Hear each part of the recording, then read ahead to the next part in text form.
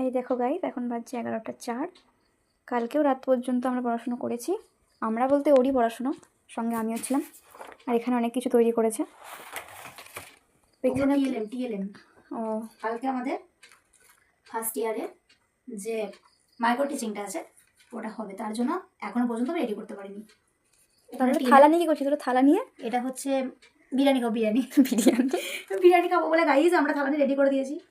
বিরিয়ানি খাওয়া হবে বলে মনে হচ্ছে না, মনে থালা হাতে করে কলেজের সামনে বসে থাকতে হবে, তাহলে যদি আমাদের এই কিছু ইনকাম হয়। এটা হচ্ছে মডেল বানাচ্ছি। কিসের মডেল দাঁড়াও দেখাচ্ছি, মানে শেষ হয়ে গেছে আর কি, সমস্ত কাগজ ইউজ করে সব দিক থেকে শেষ। সবই শেষ।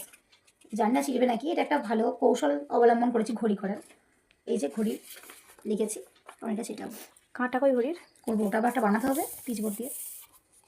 মানে সাদা থার্মোকল খুঁজছিলাম আর কি, এখন বলছে নাকি ওরকম থার্মোকলের পাতা পাওয়া যাচ্ছে না, তাই জন্য এটা একটা আধুনিক বুদ্ধি উপায় করে করেছি। কেমন হয়েছে অবশ্যই কিন্তু কমেন্টে জানিও। আর কি করবো বলো দিনই গাইস, আর ভালো লাগছে না। আগের দিন রাত্রি 2টো পর্যন্ত করেছি, ওই যে আঁকাগুলো লেখাগুলো সমস্ত, তার সঙ্গে বোন সহযোগিতা করেছে। কি বাবা, এটা খুলে যাচ্ছে নাকি বাবা, জানি না শিখবে নাকি, কারণ এটার সাথে এটা হচ্ছে না। এখন এখানে লেখা বাকি আছে, এখানে এখন লিখতে হবে, এখন ওটা ফ্রন্ট পেজটা বাকি আছে, করাই হয়নি, জানি না কি করবো।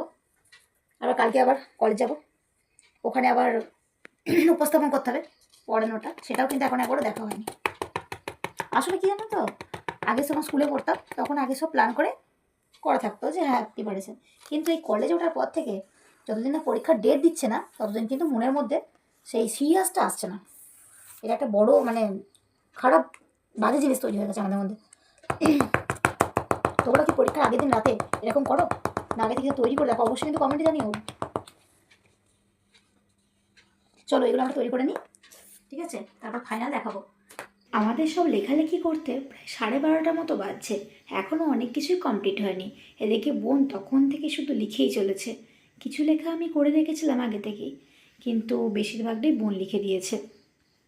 এতগুলো আঁকা আমি এঁকে কমপ্লিট করেছি, এখনও রং করতে বাকি আছে, কিন্তু আজকের মধ্যে তো অনেকটাই কমপ্লিট করতেই হবে, কাল সকালের জন্য ফেলে রাখা যাবে না।